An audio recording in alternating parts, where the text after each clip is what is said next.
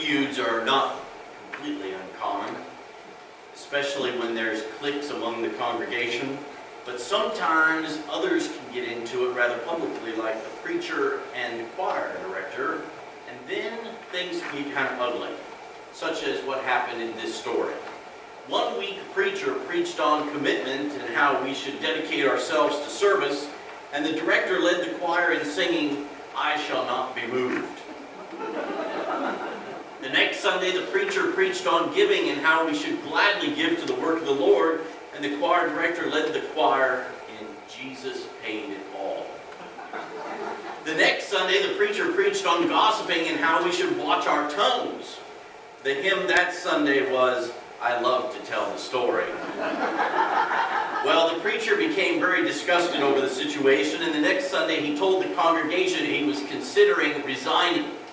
The choir then sang, "Oh, Why Not Tonight?" And when the preacher resigned that week, he told the church that Jesus had led him there, and Jesus was taking him away. And the choir was led by the director in singing, "What a friend we have in Jesus."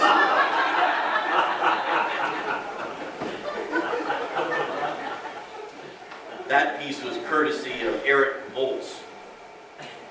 Well, today's our last visit to the Sermon on the Mount until after our journey through Lent and Easter. And let's be frank, as Ernie said, it's quite a doozy. Now, a quick correction I highlighted with the kids also is an order for the translation of the original words of Matthew that the New Revised Standard Version gives us here. Jesus admonishes his followers not to just not resist an evildoer, but not to oppose the evildoer violently. Jesus has an alternative strategy for dealing with evil. His objective is to overcome evil with good. His goal was to overcome humiliation by shaming those with power. Now, we have to understand that in the Middle East of, well, today and even centuries ago, honor and shame were huge deals in how socially people lived out their lives together. So how does that play out in these vignettes? Well, in their world, and I think it's probably true in our world too, if you slap somebody on the right cheek, you have most likely used the back of your right hand, which in that day was considered an insult. It implies that the one being slapped is inferior, like a child, a slave, in that culture and in some places today like a woman. Hitting back, of course, does nothing more than continue the cycle of violence. Jesus says, offer the other cheek, which in effect says, strike me again if you like, but this time strike me as your equal. Jesus isn't simply saying here, yeah, well, while you're at it, here's the hide my other cheek too. That's not it. In giving your accuser your cloak, along with the shirt off the back, in most situations in his day, especially among the poor who would be sued for a large debt that they couldn't pay, that person would be left without any clothes. And it would be the accuser ending up being shamed and exposed for how the rich were exploiting the poor. And then, of course, we know Jesus goes further here than just non-violent acts of shaming others as a response.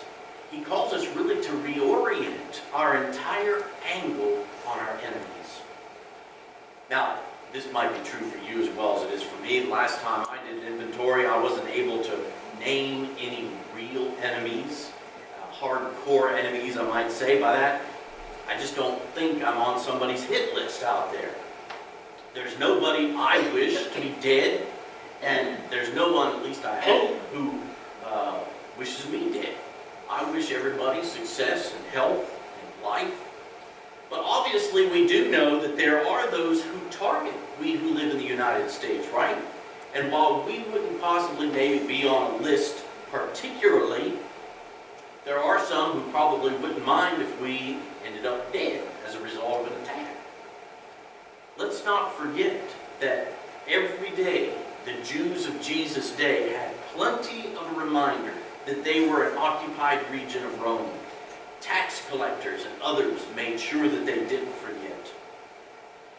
What if Jesus also intends that we include in his term enemy persons that we would just rather skip the opportunity to greet in Walmart if they were getting ready to walk into an aisle that we were already in? What if Jesus intends that we include those who sincerely see some of the hot-button issues of our day 180 degrees different from the way we do? And because of that, well, we just rather not get chummy with them at all. What about when the enemy lines are right within your own family? That verse from Leviticus comes to mind. Jesus really gets into the nitty-gritty of life, doesn't he? And right now I'm going to show you a clip from one of my favorite TV shows of all time. The resolution might not be the highest available out there, but it's a clip from a episode of Dr. Quinn, Medicine Woman, called Cooper versus Quinn. If you're familiar with the storyline of Dr. Quinn, Medicine Woman, you know that Dr. Mike's kids were not her own kids. She had adopted them when a friend of hers died, and she told her to take them on her deathbed. But they had a father who they hadn't seen for many, many years. He had run off several years before. Here in this episode, he has come back to town. And because of an inheritance issue, he decides he wants and he needs to adopt the younger two kids. And of course, Matthew, the older one, who's of age to stay wherever he wants to stay, is very upset about that. And that's when we join the video in this particular scene.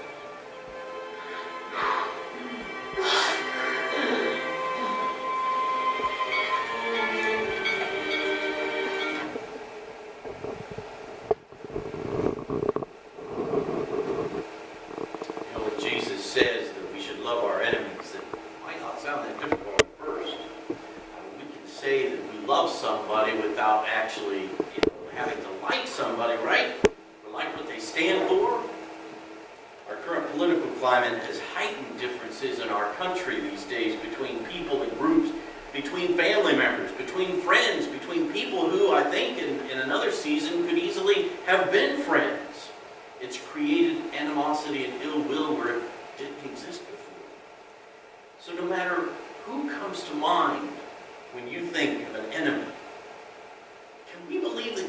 actually challenge us and all of his people to pray for them and to love them instead of doing what comes most naturally to us, whatever it might be. The writer and surgeon Bernie Siegel tells the story of Wild Bill, who was an inmate of a concentration camp who, after 6 years of serving the enemy as an interpreter, was still full of vigor and health and a positive, gentle spirit. To the other prisoners, he was a beacon of hope, an agent of reconciliation, one who was constantly urging them to forgive one another and to also forgive the enemy and those who serve the enemy.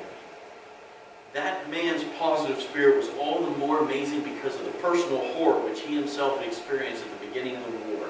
He watched his own family, his wife, his 2 daughters, his 3 little boys, shot right before his very own eyes by Nazi soldiers in Warsaw.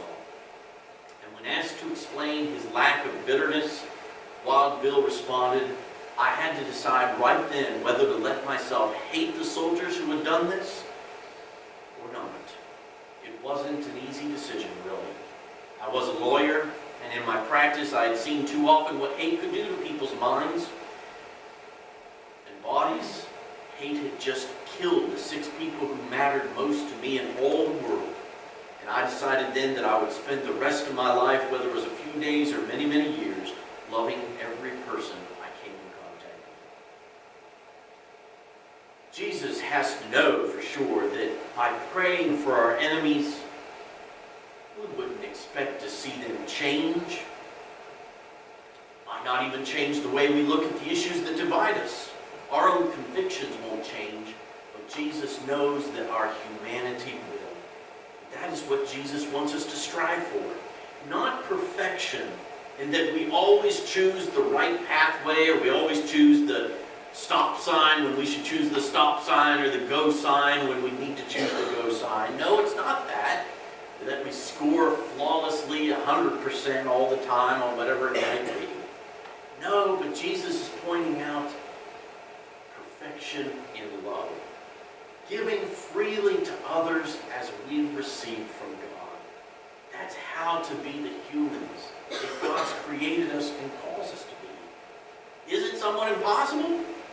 Yes, surely. On one level, we will never succeed 100% of the time. And yet, we have to remember that Jesus is in no way asking us to do something that he himself did not do. He endured the cross, despising the shame. When they nailed him to that cross, after all other manner of terrible treatment had been leveled upon him, what was his prayer? "Father, forgive them, for they know not what they do." And he opens up this path of life to each one of us for us to follow. Surely on our own strength we are powerless to follow, but his Spirit dwelling within us enables us to walk that path and to live that new way. How may our week be different if we transform the time that we regularly use for complaining about another into time used for praying for another? How might our witness for Christ be different? For the next week, I want to invite you to pray for an enemy.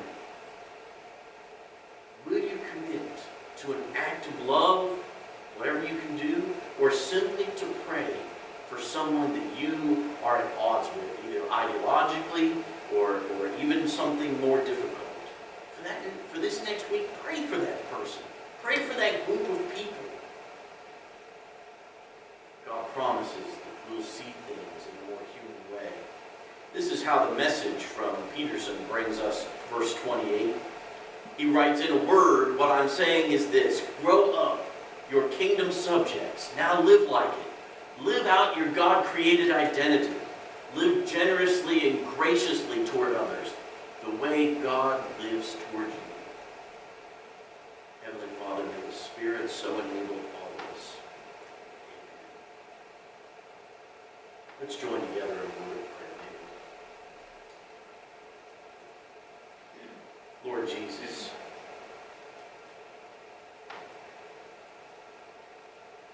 it's been said that your way, your call, has not been tried and been